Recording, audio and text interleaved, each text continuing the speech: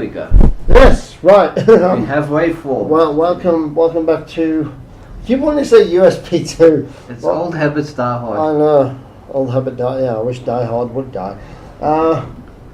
Welcome back to PodBoys. Right. So that last thing we attempted to turn your stuff up. So I put it to you. We're going to do a similar vibe, but a large one. Pros and cons here. Starters will do linear gaming. Linear gaming, I put to you, is brilliant because it only takes a couple of hours. You complete the thing, you move on with your life. You don't get drawn in and consumed and have your entire existence eaten up by it. Counter the argument. Okay. I say it's good. I say it's, well, obviously I'm countering, so I say it's bad. And I would say because a game is a form of entertainment. It's there to entertain you. So the more it can offer, the better it is providing said service to you as the player. Okay, right. And on top of that, open world gamings usually have variety, allowing you to replay the game. Well, we're not talking about open world. We're talking about linear games. Just linear. So, well, then again, the same argument though. You get variety if it's not linear. Well, you get variety in linear games. You get your driving games. You get your Call of Duty clones. You get your whatevers that are straightforward linear sports ball games. That's all very linear, very basic concept. Mafia, that's a linear gameplay in an open world environment. But it's linear. It was very fun the first time, and then it was over. But for people who don't want to spend their lives playing something forever, linear gaming is a superior form of all form of gaming, therefore the best-selling gaming, because you can actually have a girlfriend and play a video game without her losing her shit all the time. Play multiplayer and let her join in with you. That's the ultimate. Yeah, girlfriends who don't do that are just weird. Exactly. Alright then, I put it to you. Yes.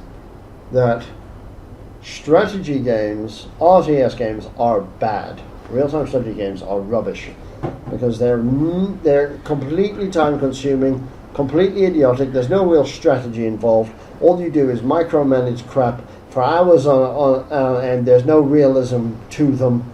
And stuff like Age of Empires is completely annoying, too time-consuming, too fidgety. Things like Total War and that are far too fidgety and time-consuming.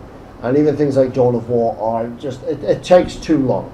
It's not simple, clean, and effective, say, like chess and other strategy games, older, classic strategy games. Real-time strategy is just annoying. Well, some of them can be heavily convoluted, especially like the Total War. But you do get the option for the quick match where you don't have to go through years and years of building up a country. Yes, not all are realistic, some are more so than others, but again, it's a game. It's not meant to be training the next general to take command of the actual army of the country. Have you seen the US military? Yeah, but they do have like a specially designed version of close combat that they use for training, but it's been custom built for them. And close combat is a good game. Well, yeah.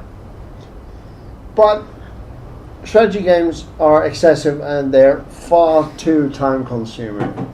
Even if you're playing with friends, it can take forever. Or, if you're really, really good at them, you kill the purpose like those people who blitz in with Zerglings in the first 30 seconds and win the game. There's no joy in such an element. That I'll agree with you on. Those people suck. You should savor the game. I mean, I spent hours building up my attack force and sneaking it into the back of the guy's base when he wasn't looking and pushing forward until he was gone before he realized. That's where the fun is. Well, again, time consuming excessively. Yeah, but even a chess game is going to be time consuming. Unless it's Blitz chess. Yeah, but that's annoying. Under 5 minutes.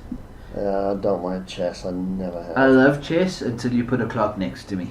No, I can't stand chess. I like to be able to... If I could just take all the people and tell them to move in one go and kill everyone, that'd be easy. If I can upgrade the king to have nukes, that would be superior. It would be an interesting chess match. Klingon chess or something. No, Klingon chess is even more convoluted than normal chess. I put it to you that the best form of video gaming are your Grand Theft Autos and things like that, because they're interesting worlds. You've got cars and guns and money and all those Americanisms and all their music, and therefore it's a slice of it's a pure bit of Hollywood, and therefore it's beyond amazing, and therefore superior form of gaming, because it is Hollywood. It's 100% over the top and fantastic. Superior to which other gaming? All gaming. So Grand Theft Auto versus all other games. Everything. That Grand Theft Auto and similar sort of games, Saints Row, anything where you can drive cars and shoot guns. Okay. That is superior to everything in the world, because it represents America, it represents reality of the world, it represents Hollywood, it represents all the cool stuff, apart from superheroes. But they're a totally different conversation. You contradict yourself already by saying it's good because it represents America. I mean, I don't even have to counter-argument that when you counter-argumented yourself. Yeah, we know enough Americans, but yeah, at this point, yeah. Even they are agreeing with us. With trumpets in charge, yes. But argue. They are fun, I won't lie. I haven't played much of them in the modern day, more the older ones. But, I mean, then again, there's only so much they can do. Okay, granted that they have the potential for a lot of variety. I mean, you might... Need for Speed Underground 2 almost had a GTA type thing going for it. You never actually walked around and stole cars, but you could just drive around the open city and challenge people to races rather than just having a linear level set. So you could bring a design thing like that into one of these sort of games, and then you would get the variety of having a racing game as well, but there's still a lot of stuff you're missing. Although the more I'm talking, the more I'm thinking, if you integrated a whole bunch of other games into the GTA format, you could really have a good game going for you. Mod it out or create it something interesting. I mean, like we were just playing Godfather 2. Yes. So take that into the like a modern age city. So ramp up the city size with the more modern day processing and whatever. Mm-hmm. Now, you could drive around, have a racing game by driving to places and challenging people to like a drag race. You could do where you do the management of sending your goons around. You could really flesh that out a bit more and actually have a bit of a strategy game going for yourself. Mm-hmm. On top, you could actually have your guy, you and your squad and whatever leveling up, so you could bring in RPG. You could literally take that and put it in to this whole like uber metagame type thing, and I literally just had this idea while I was talking now. Well, that went off topic. Makes a good idea though. I'd definitely play that. Okay. Developers, do the thing. But yeah, at the end of the day, there's a lot of stuff to that game, but there's also a lot of stuff that's not in those games. Okay. I put it to you that role-playing games are bad because they're excessive, they consume your time and your existence, and at the end of the day you don't achieve anything at all, because in a fantasy or even sci-fi environment the rules keep changing, the game keeps changing, therefore you've never actually accomplished anything playing such a game. Therefore it's better to just go play Call of Duty. Are we doing just computer games or including pen and paper as well? Just computer. Just computer. We're not the fucking Dark Ages. This isn't 1983. We're not playing Stranger Things at the moment on the TV. Well, okay, so I would put it to you that yes, role-playing games can be very in-depth and time-consuming, and you do spend a lot of time away from the world. And I would also put it to you that that's the fucking point. I play role-playing games so that I can get lost in that world and forget this crappy one exists. Well, I agree with you on these things. These discussions are really very bad because we've got no anti-person. Yeah. We've got no one whose idea We're always on the same page. Yeah, we've got nobody whose idea of enjoying themselves is, head banging to any loud noise and drinking till they throw up. and can't comprehend anything else in life. Yeah. And we wouldn't actually associate with such a person anyway. I put it to you. Yes.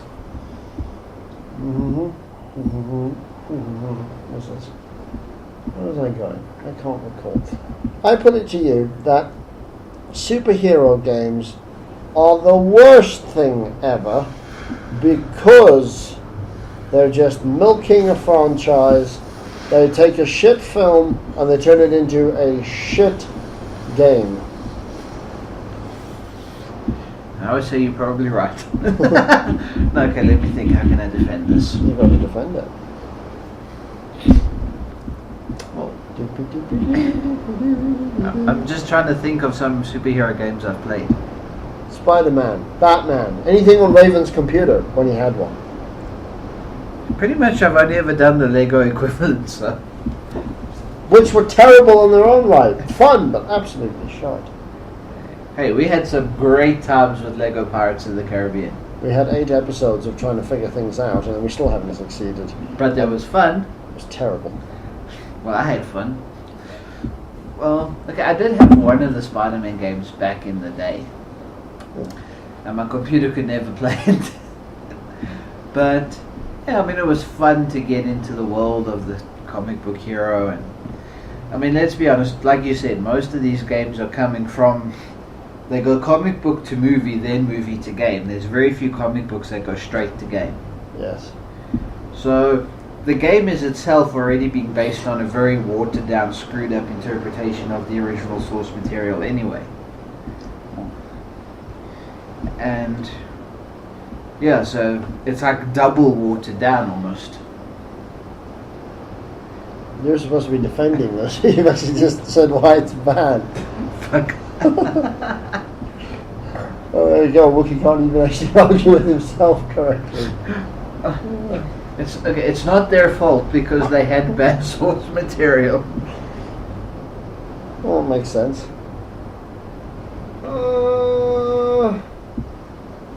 I put it to you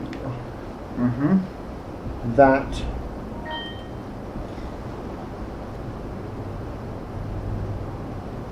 horror games are not horrifying. In fact, they are boring because they're filled with cliches. Unlike, say, a horror film, only the original, never the sequel, because they're always boring. Only the original horror film or actual story-based stuff. Horror video games are nothing but scare tactics and shock value. No actual horror element. There's nothing scary about them because you have the power of imagination doesn't play with them. There are a couple of jump scares and nothing else. There's more to horror gaming than Five Nights at Freddy's. But even that actually fails your argument because that game relies almost entirely on your imagination actually. Granted, it's the sort of game that I will admit is scary at first and then when you get used to it, it goes away. Because you know what's coming. Scary at first? Yeah. Is it? Well, for me it was. I literally did the first time I played it have like a little mild panic attack. And you do jump every time you see anything slightly creepy in a video game. I played those Five Nights things. We did that on the channel. Yeah, but I was bored out of my mind. Yeah, but you're weird like that. I can't pretend to be scared like Markiplier and the rest of them who scream, "Oh Jesus," every 5 seconds.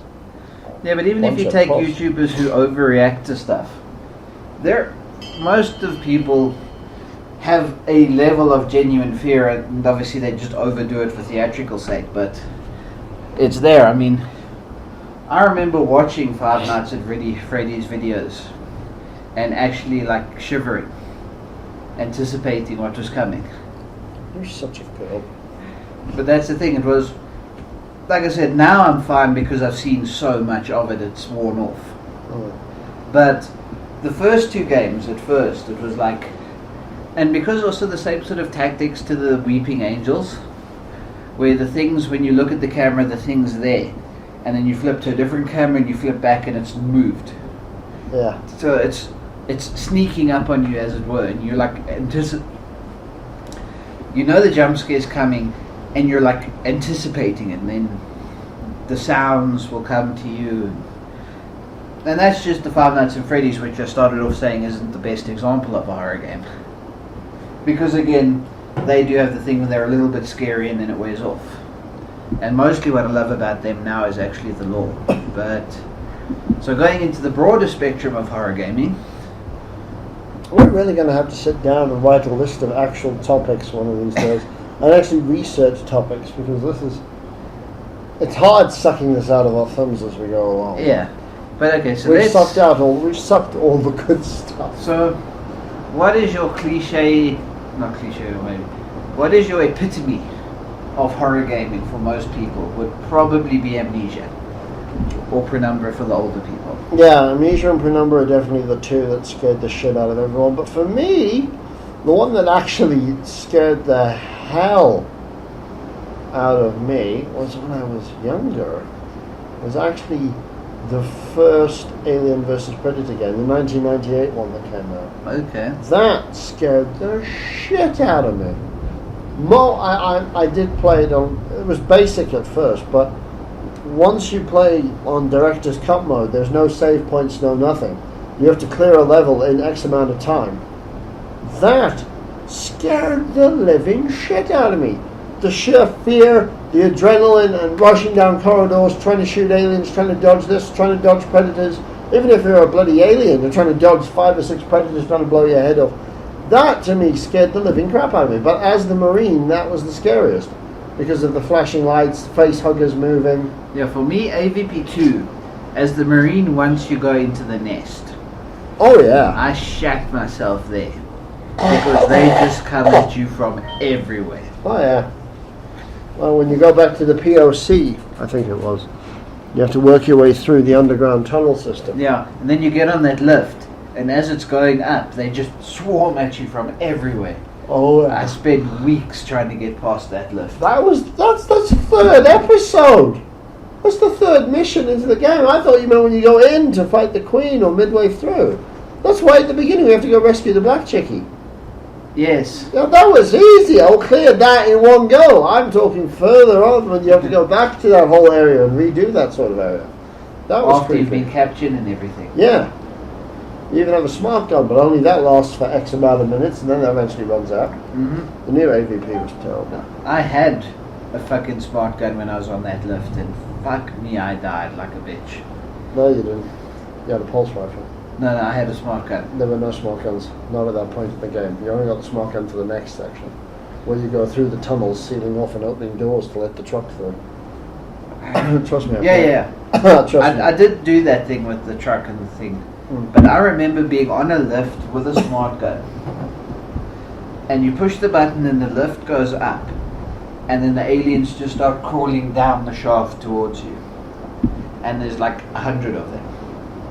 And my smart gun lasted for about 5 shots, and then I had to, because I was like, thank fuck I have the smart gun. Yeah, oh fuck, it's out. Now I'm on the pulse gun. Are you not thinking of Primal Hunt, the expansion pack for AVP2? No, because I remember having a smart gun from the beginning. But anyway, that's diverging from the your memories confuzzled as usual. My memory hasn't been known to be good, but that is how I remember it. But anyway, so I've probably 3 elements tied together that your brain's compressed. I've not played that much. I want to get AVP2 out now and get you in front of that and see what happens. That'll be terrible. It'll be hilarious. But anyway, I haven't played much of Amnesia and Penumbra, but I have, as you would know, played Outlast. Yeah, that was funny. So I'm going to use it for the argument because I know it's a similar sort of vein to them. It's not exactly the same, but it's the same idea in that it's survival horror. Yeah. And I know you just get annoyed because you can't fight back. Yeah. But for most of us actual humans, it's like, it almost simulates for you the feeling of being trapped and helpless. You've got nothing, the big bad thing is coming and you can't do fuck all about it, you've got to survive. And all you can do is run and hide. So, which is your like core instinct fight or flight response.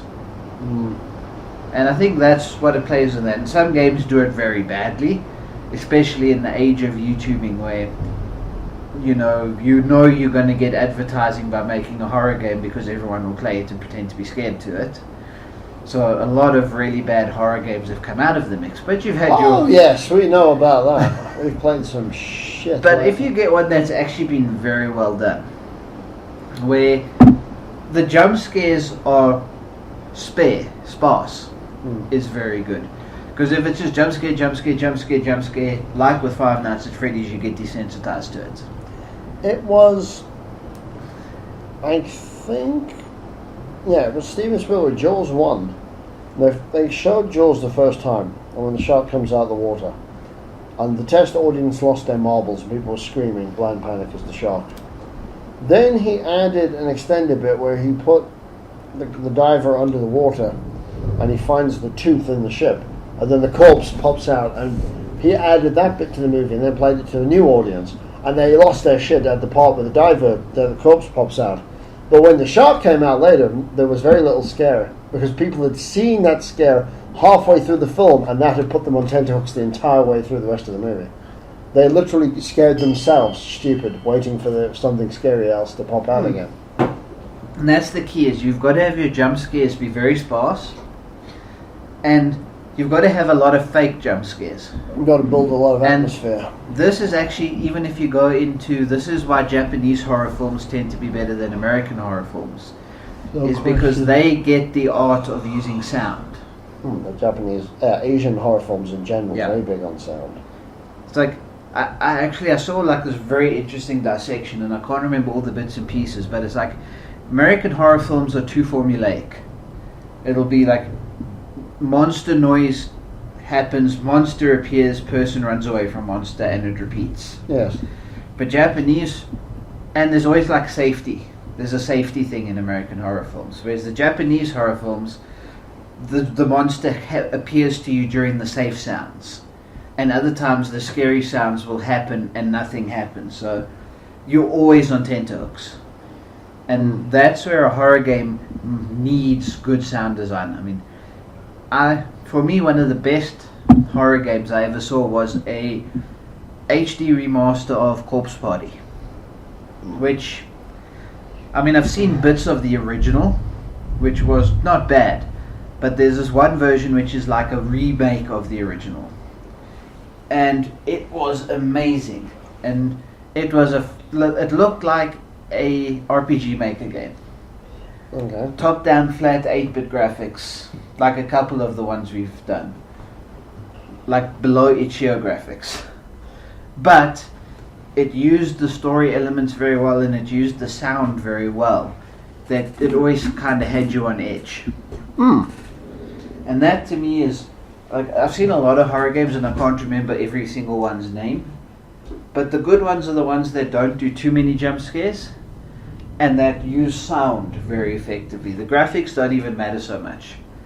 Some nice visuals here and there, but the sound's got to keep you on edge. And that's, so to say there's bad horror games, but there's some really amazing ones that really can get your adrenaline pumping. Unless you're like you, who just gets annoyed. Depends on the game. Depends on the horror element. Yeah. We ran off topic as usual. Well, that was off on topic. Okay. I put to you, I was thinking while you were talking, I put to you that Black and White is the greatest God game ever, because it combines God element of having a huge creature with building element, with beating up of peasant element, and you've got a big hand as well. Therefore, it is the best version of all God games. Well, I will counter that with Black and White is a giant Tamagotchi. The entirety of the game is taking care of the fucking creature. I live in this world, I've been here for 30 years, I have yet to see a giant creature walk around. Yeah. And the God side of, because what I used to do often playing Black and White was, because when you played the skirmish mode, it would take you at the level you were in the campaign automatically. So I would play the campaign up to the point to just before you adopt a creature, and then I would only play skirmish mode, because it would throw you in without a creature because you didn't have one yet in the campaign, so that I could get a more genuine god simulation. And you could do very little. So much of that game was tied around making your creature do stuff that without the creature, the game had very little to it. And I can go off on god games like nobody's business. Well, we've got 16 hours of Diablo footage to use. Because to me, if I play a god game, I don't want to play a strategy game. I want to play a god game. I want to be God. I don't need to be telling every single person, you build a house here. My people should have some sort of sentience to themselves, and I must influence them, but I mustn't directly make them do things. I should be God, I should influence them. You know, it's not a strategy game where you have magic powers. But with Black and White, having a direct influence on everyone's life, plus giving them access, telling them to do all sorts, and having a creature that could do things, gave you a more complete experience as a god, as opposed to Age of Empires where you told people to build a thing. Well, yes, it was closer. I will give you that much. But still, in Black and White, you have a city that worships you. They must build a warehouse or a house or whatever. It's been a couple of years. I can't remember what you could build. You wanted to build that thing. You would have to go pick up a tree, drop it in the factory, and it would make a cube. And then, you know, 1 cube would make a house, 2 cubes would make a farm. And then you would have to pick up the cube and put them down, and then the building would build. If you sat there and did nothing, those people would sit there and do nothing. To me, that's what annoyed me. I wanted those people to be going about their own little lives and actually be doing things. And yes, I could maybe, if I wanted a house built, I could maybe try and send a message or a sign to them that I needed a house, and then they would prioritize doing it. But I would want that village to actually have its own life and own sentience on its own. And to be honest, I don't think there is a genuinely good god game at this point in time. Populous wasn't bad. Goddess, I know, I want to like it, but there's just something missing. Well, there we have it. Something missing. Okay, bye.